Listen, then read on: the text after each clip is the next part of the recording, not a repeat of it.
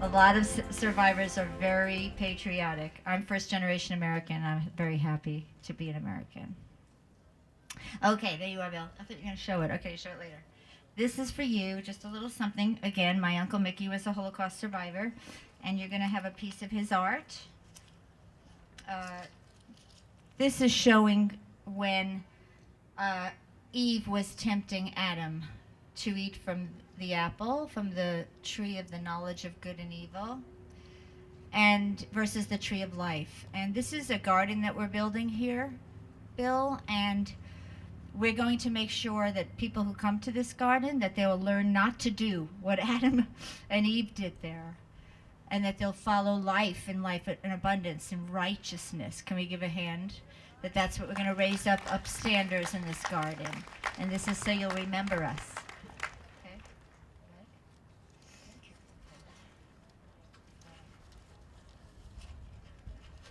Thank you. You're treating me so well. I'll be back next year as well.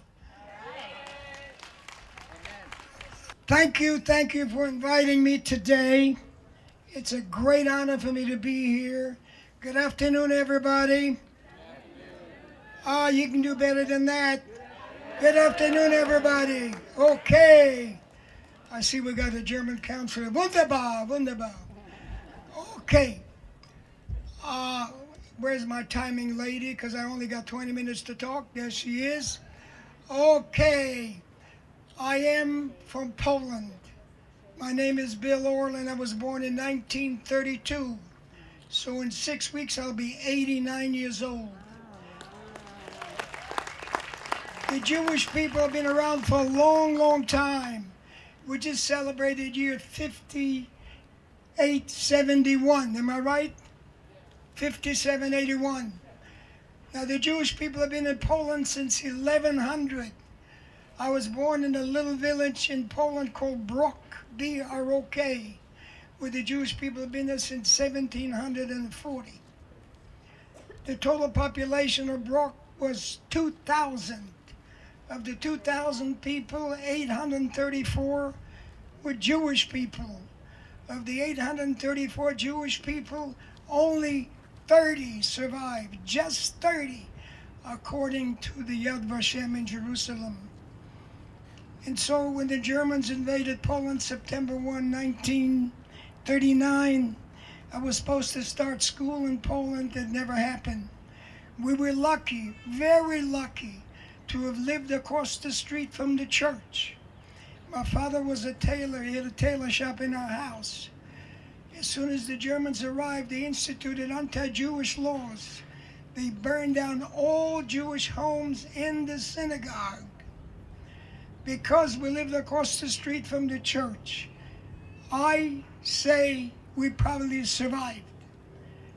There was about 25 or 30 people in the churchyard.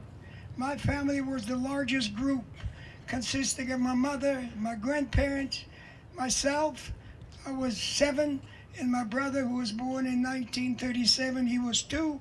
My mother was expecting, and my father had escaped before the advancing Germans. We watched our house burn. Next day, we went to check on a friend of my grandmother's. The lady was dead. All we found are bones. We also went and checked on the synagogue. The synagogue was destroyed. It's been there since 1870. I used to go to synagogue with my grandparents. When I went with my grandmother, I was sitting upstairs because they were Orthodox. When I went with my grandfather, I was sitting downstairs. That night, we spent in a house next to the city hall on the street called Rybatska Street, means Fish Street. In that house, there was only maybe about 15 people. Next day, when I got out, I found an elderly gentleman dead in the street. I say elderly, I was 7, he may have been 50. My mother decided it was not safe for us to be in town, so she elected to go stay with some non-Jewish friends out of town. Within about 5 days, the German authorities announced any remaining Jews were to assemble by the church. This time, there was only about 15 people. We were lined up in single file. by one of the German soldiers and told us to march. We marched, not knowing where we were going, and then we ended up on the highway about 3 o'clock in the afternoon or thereabouts. The German soldier told us to turn around. We were walking this way. He told us to turn around, so we turned around, and we faced a machine gun with 2 German soldiers sitting by the machine gun. They exchanged some things between that soldier and the 2 German soldiers. They let us go. I often thought, why did they let us go? I thought surely they would kill us. It was early in the war, and maybe they had orders to take us to the next neighboring town. And of course my mother was expecting. She was about 6 months pregnant. So we continued walking till we arrived in a T in the road. We were coming this way. There was a highway this way. As we approached, there was a group of German soldiers. When they spotted my grandfather, who was a very pious Jew with a big hat, long beard, one of the soldiers produced a scissor and cut his beard. This was modus operandi to make you feel bad. And so he cut his beard. My grandfather protested, and he said vigorously to him, "How can you do this to me? I'm a man of God." So the German soldier slapped him. I was standing next to him, and I remember what they said in German. Gott ist mit uns. God is with us. Anyway, my grandmother persuaded him to be quiet, so they let him go.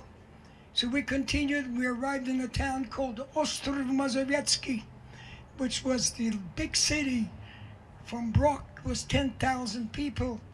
It was really about 10 kilometers away, about 60 kilometers of east of Warsaw. We stayed there about 2 months, till October 31, 1939. Unbeknownst to me at the time, when the Germans invaded Poland, the Russians invaded Poland from the east to protect their borders. By some arrangement by occupation forces of the Germans and the Russians, we didn't know it at the time. I found out years later. They told us to assemble at a certain spot. They didn't tell us why. A few hundred people assembled, and then they lined us up and told us to march. We were marching this way. It turned out, I found out later, that we were expelled from Poland into the Russian zone of occupation. That's how I survived. There was about 3.5 million Jews in 1939 in Poland. 90% perished. 90% perished. The largest group to survive was in the Soviet Union. That's where I survived, 150,000. And so we continued. That night we spent, remember my father was not with us. That night we spent in a farmer's house in the Russian zone of occupation. The farmer was nice to us. As a family group, we stayed in a horse stable where we got a boiled potato and some water. Next day we walked. My mother was the leader. My grandparents, my mother, me, and my little brother, 2. That night we hooked up with my father. He had escaped and ended up in the Russian zone of occupation. So next day, as a family group, we started marching a day, a night, and another day as a family group, and we ended up in the city of Bialystok. Bialystok is where the Bialys come from. After being there, maybe 10 days, the Russian authorities announced that we got to leave. So many people assembled. They took us out to a forested area. It turned out to be a former Polish army camp. Then we boarded a train next day, and we ended up in the capital city of Belarusia called Minsk.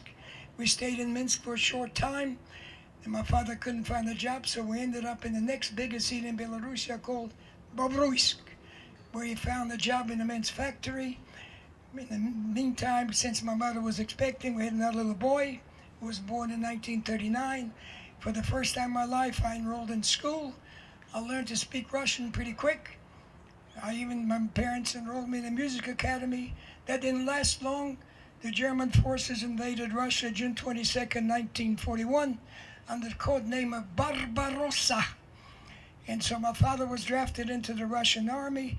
My grandfather died en route from the Russian zone of occupation into Ukraine. He froze to death. Eventually, my grandmother hooked up with us, so she came here to Bobruisk, and then there's three little boys, my grandmother, my mother. We hit the road and we walked for a day, a night, and another day to a railroad junction where we boarded a train, and we ended up in the city of Gomel. From Gomel, we were further transported to Russia proper. We ended up in Voronezh. We stayed in a kolkhoz, community farm, for about 3 months. I went to the second grade, and eventually the Russian authorities said the German forces were advancing too rapidly. They told us to assemble in a spot. We did. We boarded a train. We rode the trains forever. I only got 20 minutes. I got to talk fast. So I hope you're keeping up with me. And so eventually, by riding the train, seemed like forever. We were dumped in some sand dunes, and we found out we were now in Uzbekistan. So in Uzbekistan, we ended up in the boondocks over there. They had no railroad, no roads to speak of.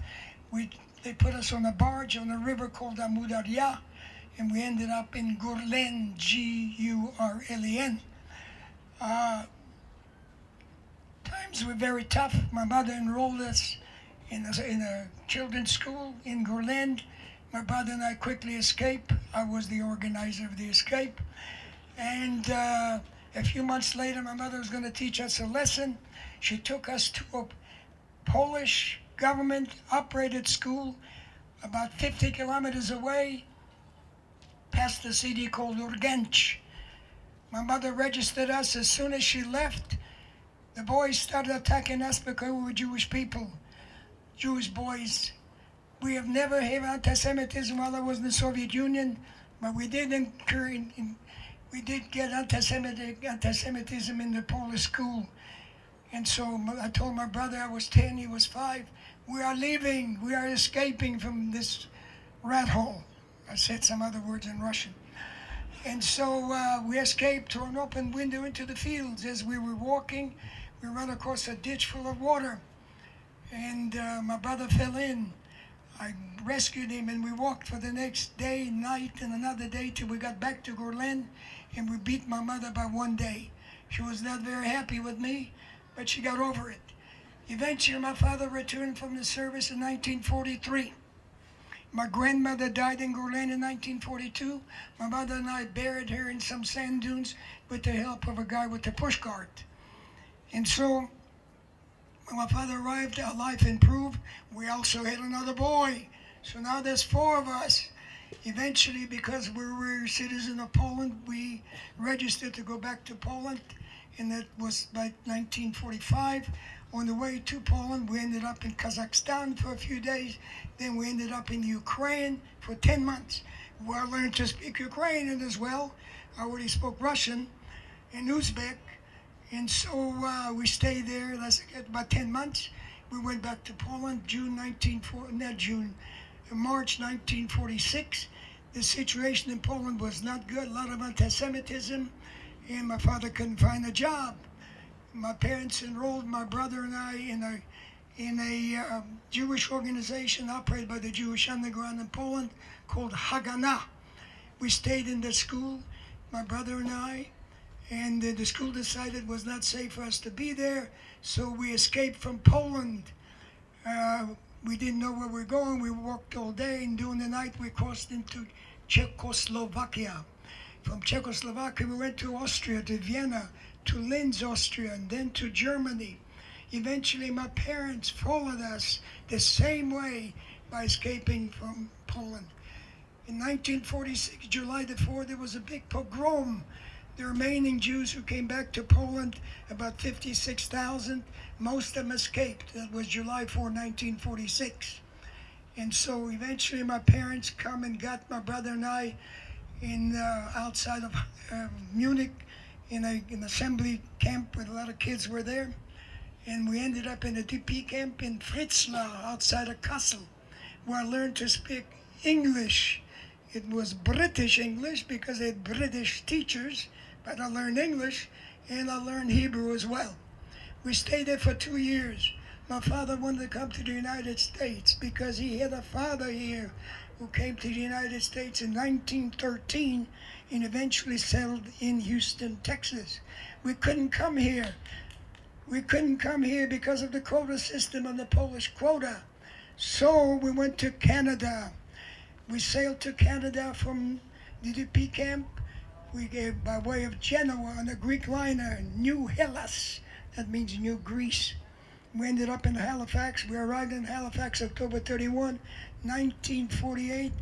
I was 16 years old, and that was exactly 9 years to the day when we left Poland. We lived in Montreal for 3 years. My father always wanted to come here. We finally got here in December of 1951. Within 15 months of arriving here, I got a letter from President Eisenhower. It says, "Greetings! Your friends and neighbors want you to serve the armed forces of the United States." Now, I knew I had friends, and I had a lot of friends, but I had no idea President Eisenhower knew about my friends as well. So I got drafted into the Army. Usually I bring my Army uniform with me, but it was too much today to do that. So I brought you something else to show you how proud I am to have been part of the Armed Forces of the United States. By the way, as I said, I'm the oldest of 4 boys. All of us served in the Armed Forces of the United States. My next brother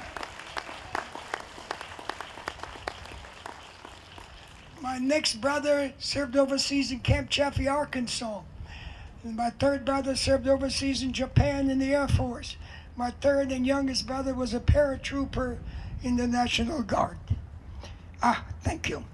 And so, I was processed in Fort Sam Houston because I spoke Russian fluently, German fairly decent, and Français Canadien. They sent me to the Presidio of Monterey in Monterey, California. When I arrived to the camp, the commander said to me, "Private Orlin, I cannot enroll you here." I said, "Why didn't they tell me that when I was in Fort Sam?" Because he said, "You learn that there's the right way, the wrong way, and the Army way. So I cannot enroll you here." I took basic training in Monterey, California, Fort Ord. After about 8 months, usually it lasted 6 months, but I was sick, I was sent to Germany during the Korean War because I spoke German and Russian. So just imagine, I was occupied by the Germans when I was 7. 14 years later, I'm part of occupation forces of the United States. And so, while I don't have my eye jacket with all the medals on it, no medals, it's tchotchkes. And so I have my hat. I was part of the 6th Army in Fort Ord, California. I was part of the 6th Division, rather. I was part of the 7th Army in Germany. I served honorably in Germany for 18 months or so, and then I came back in 1953. I was discharged as a corporal. I got a medal from occupation in Germany, and because I was a good boy, I got a good conduct medal, plus something else. Actually, while I was in the right way, the wrong way, the Army way, I took light infantry training in Fort Ord, California. When I came to the Army, they assigned me to the largest tank there is in the Army at that time, M47, so it was a 120 millimeter gun. And so I served honorably for 2 years. I came back in 1955. I got married, had 2 kids, divorced, remarried. And I was together with my wife for 50 years, and I acquired a new family through my wife. And unfortunately, I lost my wife about 2.5 years ago. I stand before you as a proud American, as a Holocaust survivor, and yes, you want to say something? Just kidding. And an ex-GI. Thank you for coming out here. I appreciate it very, very much. This is a wonderful, wonderful function. Thank you.